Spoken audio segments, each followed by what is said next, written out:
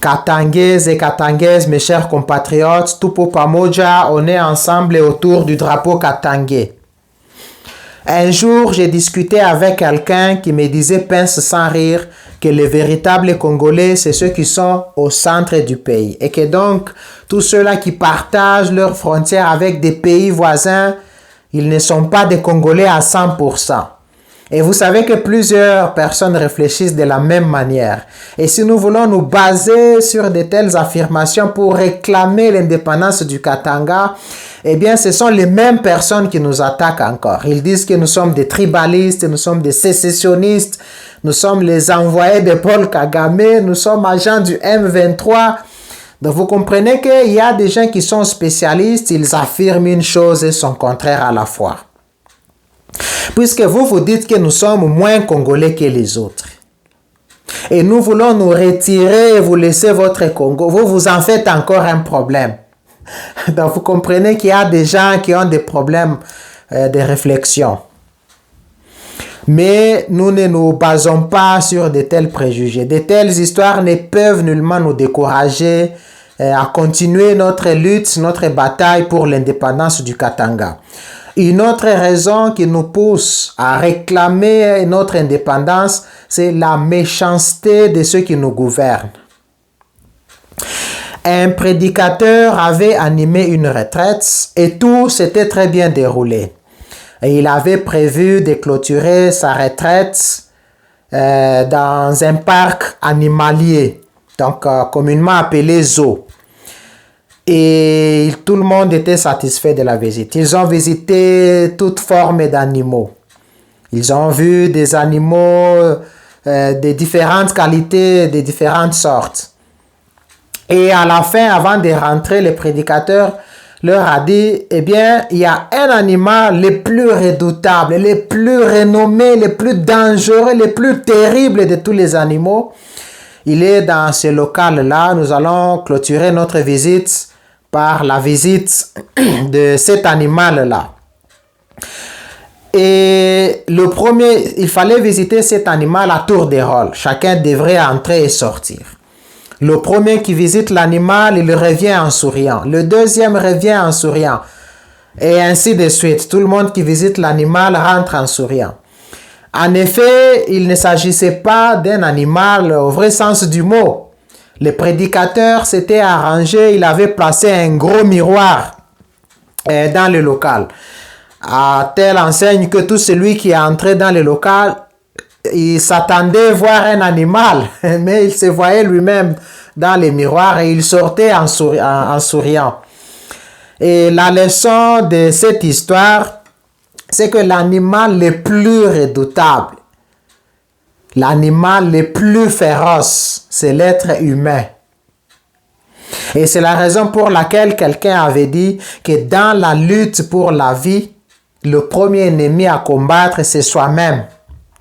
Et c'est dans la même lancée que Christine Orban soutient que le premier ennemi à combattre se cache à l'intérieur de nous-mêmes. Donc elle dit ceci, le premier ennemi à combattre est à l'intérieur de soi. Donc vous comprenez que puisque chaque personne est un animal redoutable et que donc la vie en société peut s'avérer difficile ou même impossible, puisque non seulement l'homme est le pire des animaux, mais il est aussi à coup sûr le pire ennemi de son semblable. Et Maximilien Pirner l'exprime très correctement lorsqu'il dit, en rendant hommage à Arthur Schopenhauer, Maximilien Pirner disait « Homo homini lupus est ». Il disait l'homme est un loup pour l'homme. C'est une citation très connue dans le monde politique, mais ça ne vient pas de Maximilien Pirner. C'est une citation qui date du 2e siècle avant Jésus-Christ et ça vient d'un Italien du nom de Plotz. C'est Plotz qui l'avait dit en premier. Mais cette citation a pris de l'ampleur lorsqu'elle a été récupérée par Thomas Hobbes Thomas Hobbes, au XVIe siècle, dans son ouvrage politique, son ouvrage de philosophie politique intitulé Du citoyen, là, il parle de Homo homini lupus est. L'homme est un loup pour l'homme. Et puisque l'homme est un animal redoutable pour lui-même d'abord, et il est en même temps un loup pour l'autre, il est un animal redoutable pour le prochain, donc le vivre en société peut paraître très difficile. Alors pour faciliter le vivre ensemble, il faudrait que chacun accepte de donner une partie de sa souveraineté, une partie de sa liberté à un être supérieur à tout le monde.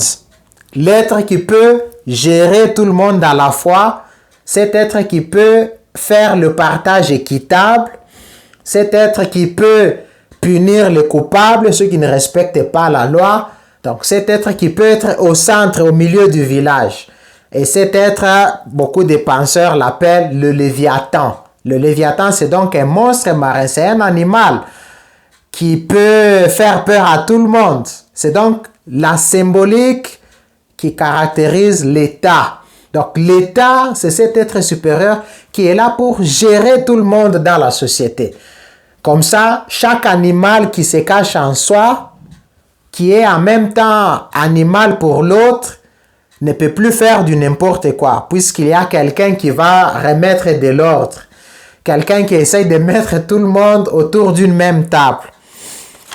Et que donc cet être-là, le Léviathan, l'animal, l'État, est là pour travailler pour l'intérêt commun de tout le monde. C'est donc, il est à mesure de faire la répartition équitable de toutes les richesses. Il punit les coupables comme nous le disons. C'est cet animal-là qui fait passer la société du chaosmos, du chaos vers le cosmos.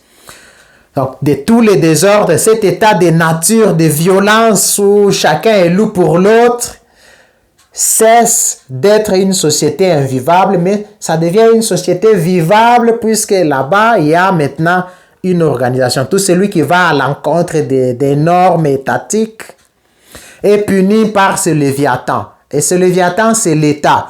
Donc, c'est une personnalité morale qui gère tout le monde. Tout le monde qui accepte de lui céder une partie de sa souveraineté, une partie de sa liberté. Et que donc, ça devait se passer de la même manière. Et cet état-là, pour montrer qu'il est juste, il définit tout le monde au même pied d'égalité. Il dit que tout le monde est égal devant la loi. Donc, tous les individus sont égaux devant la loi. Et tout le monde qui fait le mal est puni. Mais le problème vient par le fait qu'il y a des gens qui ne respectent plus ces monstres-là. Il y a des gens qui se prennent au-dessus de l'État. Il y a des gens qui se mettent au-dessus de la loi. Alors, ça fait que le vivre ensemble n'est plus possible. Nous sommes en train d'assister à des injustices. Il n'y a plus partage équitable. Les sociétés de l'État, comme la GECAMIN, la MIBA, l'ONATRA et autres sociétés de l'État, la plupart de ces sociétés là-bas appartiennent à l'État, donc au Léviathan, qui gère tout pour le bien de tous. Mais on voit qu'il y a des individus qui viennent, ils privatisent ces sociétés-là. Donc ils multicouplent la GECAMIN, chacun prend sa portion. Alors ça fait que le bien commun est confisqué par un groupe de gens. Et ces groupes de gens là-bas se prennent, donc ces gens-là se prennent au-dessus de la loi. Et ça fait que les autres personnes qui sont dans la société se sentent mal à l'aise. Donc ils se sentent lésés. Donc la République n'est plus normale puisque les gens violent, volent et font tout ce qu'ils veulent sans qu'ils soient punis. Quand on veut punir quelqu'un, on vous dit non, vous voulez jeter un père de famille en pâture. Quand on veut punir quelqu'un, non, lui, il est bon, il voyage pour aller trouver des solutions pour le pays. Donc, chacun fait du n'importe quoi. Quand quelqu'un vole le rame, on dit non, il est là, il va construire les universités. Donc, il se passe des choses. On a présenté à Félix Tshisekedi la liste des généraux. Des généraux qui ont été cités dans les détournements, dans des trafics des armes. Tshisekedi ne les a pas punis. Qui peut comprendre cela? On avait donné à Tshisekedi une liste détaillée de Congo Hold Up, là où on montre comment c'est Kabila a fait assaigner la République. Tshisekedi n'a rien dit. Kabila a été cité depuis très longtemps, Panama Papers, ainsi de suite. La société, plusieurs sociétés, des empreintes, non, et tout ça. Circuler, il n'y a rien. Il n'y a personne qui inquiète personne. Et les ministres de la Justice, en pleine réunion des ministres, ils sentent l'odeur de la corruption. Mais ils ne font rien. Ça veut dire qu'il y a des gens qui, eux, ne peuvent pas être punis. Mais quelqu'un qui a volé un coq ou une poule, cette personne-là est jetée en prison directement. Il n'y a pas de négociation, tu dois être jeté en prison. Donc il y a de l'injustice. Donc vous comprenez que dans un tel désordre, la vie devient invivable. C'est très difficile que nous puissions nous mettre d'accord. Et c'est la raison pour laquelle les uns et les autres essayent de trouver leur refuge. Et que donc les Katangais estiment que puisque les normes sociétales ne sont pas respectées, nous voulons nous retirer pour fonder une société où finalement les lois seront respectées. Donc vous comprenez un peu avec cette notion du Léviathan, nous pouvons comprendre pourquoi est-ce que plusieurs personnes sont mal à l'aise de rester dans une unité qui ne profite à personne. On a compris qu'il y a des gens qui peuvent prendre des machines à voter, ils se votent seuls dans leur maison, après ils viennent, ils s'autoproclament, ils gouvernent par défi, ils veulent changer la constitution. Et de l'autre côté, on voit quelqu'un qui avait soutenu le mal en nommant celui qui n'a pas gagné. Après, il part chercher des armes, il revient encore chasser. Donc, il y a trop de désordre que nous ne sommes pas prêts à accepter. Donc, comprendre la politique en République démocratique du Congo, c'est comme marcher la tête en bas et les jambes en haut. Donc, personne ne peut jamais les comprendre.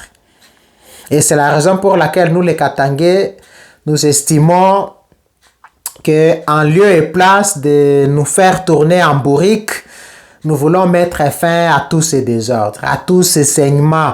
Nous avons l'objectif de retourner à l'État ses privilèges, à redonner au Léviathan son rôle. Puisque le Léviathan est déjà tué en République démocratique du Congo, il n'existe pas. Si vous parlez, on vous jette en prison. Même la liberté d'expression qui est l'une des lois fondamentales de tout être humain, c'est aussi un problème. Si tu parles, on te jette en prison. Il y a des gens qui se font attaquer, qui se font malmener, et ainsi de suite. Avec tous ces désordres, la possibilité de l'indépendance du Katanga est tout à fait plausible. Nous voulons vraiment l'indépendance du Katanga.